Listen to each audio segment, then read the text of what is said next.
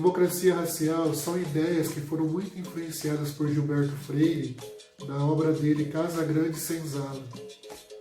A ideia de Gilberto Freire é que aqui no Brasil o branco e o negro se davam muito bem e por isso nosso país era miscigenado. E Gilberto Freire, que era um dos militantes contra o racismo, ele trazia a ideia de que uma das melhores coisas que aconteceu no Brasil foi a mistura de raças e que a gente estava prestes a formar uma raça nova. Embora Gilberto Freire tivesse aparentemente uma boa intenção, ele estava operando com o conceito de raças, de povos atrasados e povos adiantados, superioridade e inferioridade, raça branca e raça negra, e trazendo assim para o imaginário popular uma ideia que a gente era um povo bem resolvido em relação a raças.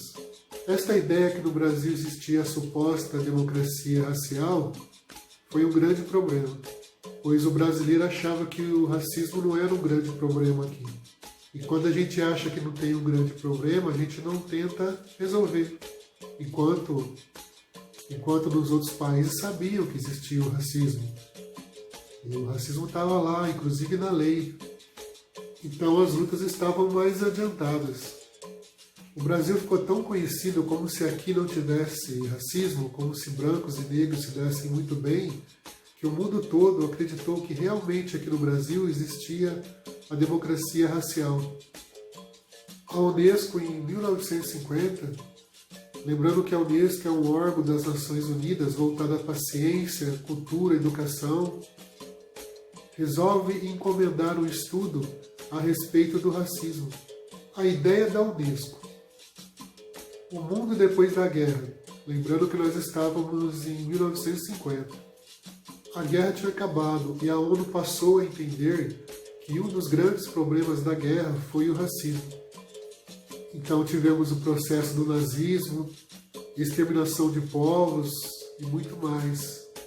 Então a Unesco decide encomendar uma pesquisa para tentar compreender se existia realmente um país onde havia a democracia racial e tentar descobrir quais são os elementos que esse país tem para tentar aplicar em outro país.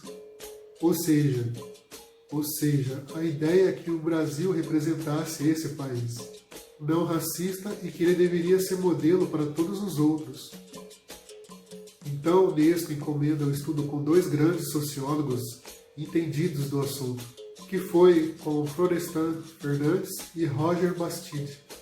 E os dois pediram muito auxílio do movimento negro.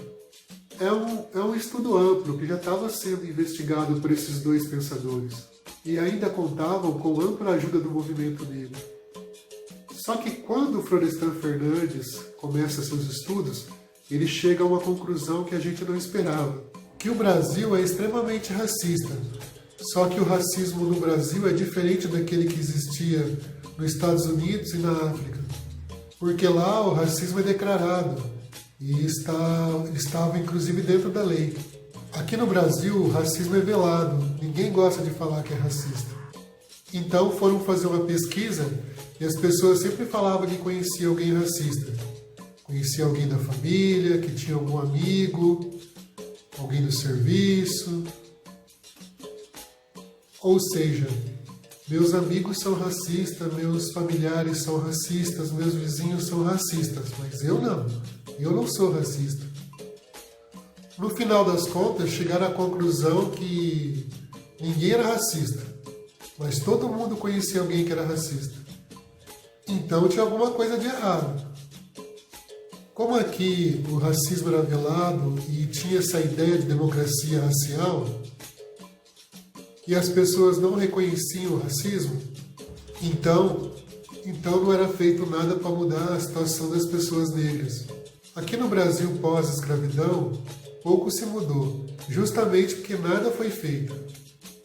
Então, uma das coisas que Florestan Fernandes identifica é que existe racismo porque existe desigualdade racial. Se existe desigualdade racial é porque não existe democracia. Então não somos um país democrático, porque temos diferenças de situação entre brancos e negros. Ou mais ainda, a gente quer ser um país meritocrático, mas a gente não é um país meritocrático. Pois se a gente observar a situação dos negros em relação à situação dos brancos, a situação deles é muito inferior. Se a gente acreditar que as coisas aqui no Brasil funcionam por mérito, então no fundo a gente só vai conseguir justificar essa diferenciação pelo fato dos negros serem inferiores. Então é muito complicado aqui no Brasil, diante dessa diferenciação entre a situação dos brancos e a situação dos negros, a gente defender que aqui exista uma democracia racial e que no país existe um mérito. Porque se a gente defende o mérito, é quase que defender que os negros são inferiores em relação aos brancos. Justamente, a abolição teria ocorrido em 1888. No entanto, após o processo de abolição, não existiu nenhuma política que auxiliasse as pessoas negras a se inserir dentro da sociedade. Foi exatamente essa a pesquisa que Florestan Fernandes fez. Ele chegou à conclusão que em momento algum as pessoas negras foram compensadas pela escravidão. Então aqui podemos pensar que existe uma dívida histórica. Mas quando falamos em dívida histórica, não é que estamos falando que as pessoas estão devendo. Não é que estamos falando que as pessoas brancas estão devendo para pessoas negras. Mas que todo o processo pós-abolição, nada foi feito para inserir os negros dentro da sociedade, de modo que eles foram jogados na marginalidade. Até existiu um grande movimento negro para que isso acontecesse.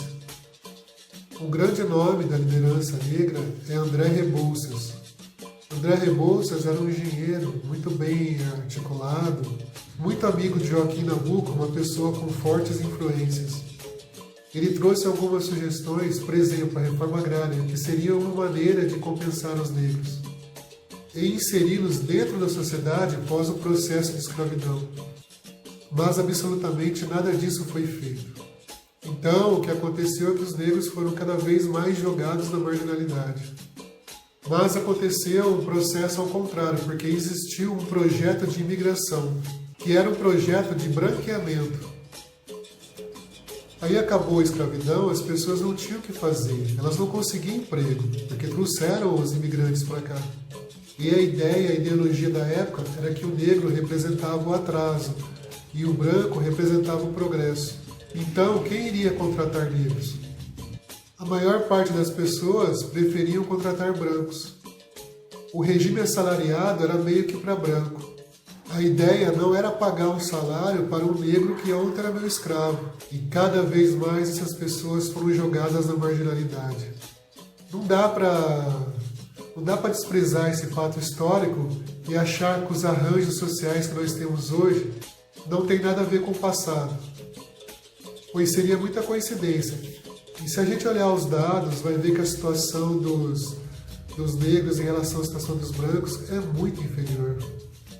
E dizer que isso não tem nada a ver com o processo histórico e a escravidão é no mínimo complicado.